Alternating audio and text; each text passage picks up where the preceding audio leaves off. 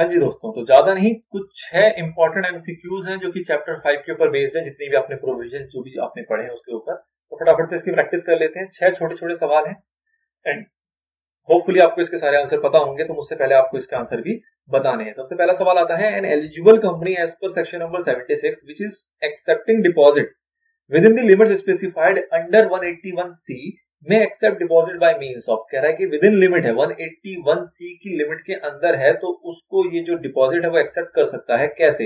Bye means of what? Ordinary resolution, unanimous resolution, special resolution and approval of central government. तो आपको ध्यान होगा जब आपने देखा था इस लिमिट के बारे में, तो आपको दो चीज पता लगी थी कि अगर लिमिट के बियॉन्ड जाएगा तो उसके इसमें स्पेशल रेजोल्यूशन चाहिए, पर अगर विद इन लिमिट होगा तो ऑर्डिनरी रेजोल्यूशन से भी काम चल सकता है। तो as simple as that, answer A हो जाएगा इसका। नेक्स्ट क्वेश्चन की बात करें, every company shall pay a penal rate of interest, penal rate of interest pay करना पड़ेगा dash for the overdue period in case deposit both secured and secured matured and claimed but remain unpaid. मतलब सारा कुछ उसका settlement हो गया लेकिन आपने उसकी पेमेंट नहीं करी है, मतलब उसकी रीपेमेंट में आपका डिले चल रहा है, तो उस डिले के अंदर आपको कितना ब्याज का परसेंटेज देना पड़ता था। तो ध्यान आपको आ रहा होगा 18% इसके ऊपर रेट हुआ करता था, तो 9, 10, 12 ऐसा तो कुछ रेट है ही नहीं इस पूरे चैप्टर के अंदर। तो ये चैप्टर जो बात करता है वो कितनी बात करता है? 18% पर एनम के हिसाब से आपको इंटरेस्ट रेट पे करना होगा अलॉन्ग विद दैट अमाउंट।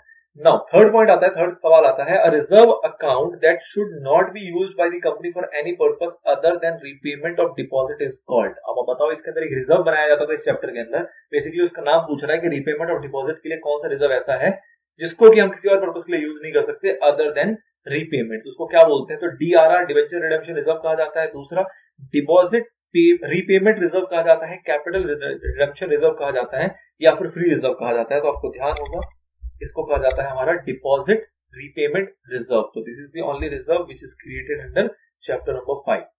तो बी इसका करेक्ट आंसर हो जाएगा। नेक्स्ट क्वेश्चन आता है, where depositors so desire deposit may be accepted in joint names not exceeding. तो आपको पता होगा कि अगर जॉइंट नेम में डिपॉजिटर जो है वो डिपॉजिट करना चाहते हैं तो कितने जॉइंट नेम को मिला के वो एक साथ डिपॉजिट कर सकते हैं। तो हमने 73 वाले सेक्शन में भी देखा था, 76 वाले में देखा था कि जॉइंट नेम में जो डिपॉजिट है वो किया जा सकता है लेकिन 3 से ज्यादा नहीं। तो B is the right answer. अगला सवाल आता है, normally no deposits are repayable earlier than. कोई भी डिपॉजिट जो है वो नॉर्मली हम इससे पहले उसकी रीपेमेंट नहीं करते from the date of such deposit और रिन्यूअल देयर ऑफ। मतलब इससे पहले, मतलब मिनिमम जो टाइम पीरियड है वो क्या था? तो आपको ध्यान होगा मिनिमम जो टाइम पीरियड था वो 6 मंथ था। फिर हमने इसका एक्सेप्शन देखा था कि 6 मंथ से कम भी हो सकता है, 3 मंथ्स भी किया जा सकता है। उसको लेकर सिनेरियो था कि 10% ऑफ टोटल एग्रीगेट अमाउंट होना चाहिए, तो उस केस में चल जाएगा, 10% से एक्सीड नहीं करना चाहिए। पर यहाँ पे कहा है नॉर्मली, तो नॉर्मली जब आपको कहा जाएगा तो आप एक जनरल प्रोविजन बनाओगे विदाउट एक्सेप्शन। तो आपको 3 मंथ का ऑप्शन है, लेकिन जो आपका आंसर होगा वो होगा 6 मंथ, क्योंकि ये नॉर्मल सिनेरियो में पूछा गया है।